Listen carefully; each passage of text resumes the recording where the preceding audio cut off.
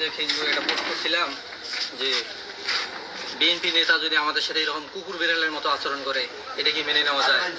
আসলে ছাত্র দলে আমরা যারা রাজনীতি করি, আমার রাজনীতি 2019 সাল থেকে, আওয়ামী লীগের আমলে ওই সময় থেকে আন্দোলন সংগ্রাম করে বড় হয়েছি ভাই, কারো গোলামি করে রাজনীতি করি।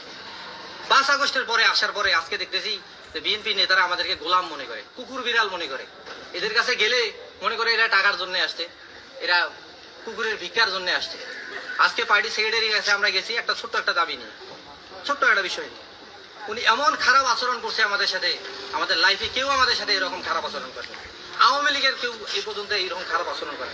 আমার দলের নেতাদের তারা, আমি নামটাই বলি, আমার পার্টির বিএনপির পার্টির সেক্রেটারি, রাজারহাট উপজেলার সেক্রেটারি সাইদুল ভাই, সে এই পোস্ট দেওয়ার কারণে আমি চার দোকান থেকে বাইরে হয়ে আসতেছি, সবাই মিলে চা খেয়ে রাস্তায় আমাকে ডাক দিয়ে নিয়ে আসলো। আমি গেলাম, তুই বেশি বাড়ি গেছিস বলি, আমার অন্তত 15-20 জন, এর মধ্যে 4-5 জন আমার কিল ঘুষি মারছে, মারি আমার এইদিকে তুলে দিছি, আমাকে আটকাইতে গেছে আমার কলেজের সেক্রেটারি, জয়েন্ট সেক্রেটারি তপন, ওর ওইদিকে ঘুষি টুষি দিছে। আমরা চলে আসতেছি মাইকটা খায়া, 2-1 বাইর করে আবারও পিছন থেকে আমাদের লাঠি টাডি নিয়ে আমাদের উপর ধাওয়া করছে। আচ্ছা, আমরা যে বিএনপির জাতীয়তাবাদী রাজনীতি করি, আমরা কি কারো গোলামীর রাজনীতি করি? আমরা আমার একটা ফেসবুকে সামান্য পোস্টের কারণে বিএনপির সেক্রেটারি কি অধিকার আছে একটা কলেজ সভাপতিকে মারা? এই অধিকারটা কে দিছে তাকে? আমার জেলা বিএনপির সেক্রেটারি সভাপতি, আমার কেন্দ্রীয় বিএনপির নেতৃবৃন্দের কাছে আমার একটা প্রশ্ন রাখলাম আমি, যে ছাত্র দলের কর্মীদেরকে কি আপনারা এই মাইকডাং খাওয়ার জন্য ছাড়িয়ে দিয়েছেন, যে বিএনপি নেতা কর্মীরা এদেরকে মারবে? আজকে যদি আমাদের এই 5 বছরে তো আমার মাইর খেতে হয়, আমরা দুঃসময়ে সারা জীবন আর আজকে আমাদের যদি নিজের দলের নেতা যারা মাইর খেতে হইতেছে, কি অপরাধটা আমরা করছি? আমাদের একটা অপরাধ দেখান, তাহলে মাইর খাওয়ার মতো একটা অপরাধ যদি করি থাকতাম, আমি যদি তাকে একটা গালি দিতাম, আমি যদি তাকে খারাপ ভাষায় গালি দিতাম, সে আমাকে মারতে পারত। কেন আমাকে মারা হবে রে ভাই? সত্যি কথা বলা যাবে না? এতটুকু অধিকার নাই? আরে ভাই, জামাত শিবিরের লোকের তো অধিকার আছে কথা বলার। তারা তারেক রহমানকে গালি দিলে পর্যন্ত কেউ ধরার সাহস পায় না, আর আমি কিছুই বলি না। আমরা উচিত কথা বললে আমাদের হুমকি দেওয়া হয়। আমি একটা শেয়ার করছি যে আমাকে গালি দেওয়া হয়েছে, আমাদেরকে কুকুর বিড়ালের মতো আচরণ করে, এই কারণে আমাদেরকে কুকুর বিড়ালের মতোই মারতে গেল। আমরা মায়ের খেয়ে ফেরত আসতে ধরছি, আবার পিছন থেকে অন্তত 10 জন আমাদের লাঠি দিয়ে ধাওয়া করছে। আমাদের দৌড়ে আসতে হয় এই স্বাধীন দেশে। আমি না কলেজ সভাপতি, আমি থাকবো রাজনীতিতে, আরো কিছুদিন থাকবো, মাইকডাং খাওয়া থাকবো।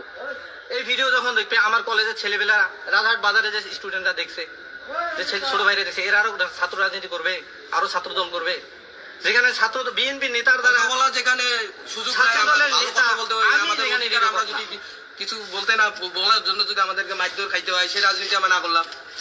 এই রাজনীতি তো আমরা চাই না, আমরা রাজনীতি চাই, তাই না ভাই? আমরা তো রাজনীতি করবো, কিন্তু আমাদের পিছনের প্রজন্ম কি করবে? আমাদের দেখলে আমরা যখন মাইকডাং খাবো, ওরা আসবে, আমরা নিয়ে আসতে পারবো? একটা কর্মী বানানো অনেক কষ্ট, অনেক কষ্ট একটা কর্মী তৈরি করা। যাই হোক, আমার যে হামলা হয়েছে, আমি তো আর আমি অন্য কোথাও বিচার চাইতে পারবো না। এতদিনের আমরা পাইলাম সব জায়গায়, যাই হোক, আমি কোথাও বিচার দিতে পারবো না, আমার বিচার নেবে না। আমি ছোট কর্মী তো, আমার বিচার নেবে না। যাই হোক, বিএনপি নেতা কর্মীর কাছে, ঊর্ধ্বতন ইউনিটের কাছে আমার একটা বিচার দাবি, সামান্যতম হলেও বিচার চাইতেছি, হলে হবে, না হলে নাই। তবে এরকম যদি চলতে থাকে তাহলে ছাত্র দলের নতুন গ্রো হবে না। কলেজের সভাপতি যখন মাইর খায় বিএনপি নেতার দ্বারা, বাইরের দ্বারা মাইর খেলে মানিয়ে নিতাম, কিছু কইতাম। বিএনপি সেক্রেটারি স্বয়ং আমাকে কলার ধরে নিয়ে এসে যদি পিটায়, আমি বেশি বাড়ি গেছি ভাই, কি জন্য বেশি বাড়ি গেছি? সত্যি কথা বলছি দুইটা। এর আগে বলছিলাম যে দালালি পাড়ার লোকজন ভোটে সেটারে হারছে, শুধু এই একটা সত্যি কথা বলছিলাম, গায়ে লাগছে এইগুলো কথা, এই কারণে আমার উপর আজকে আক্রমণ। সত্যি কথা বলা যাবে না? ঠিক আছে, আমার জন্য দোয়া করিয়েন। আজকে তো এরকম ভাবে চলতেছে, আগামীতেও আর কতদিন এরকম চলবে না জানি না। আমরা তো অনেক ভুল ত্রুটি করলাম কথার মাঝে, ক্ষমা করে দিয়ে ঠিক আছে, আর দোয়া করিয়েন আমাদের জন্য।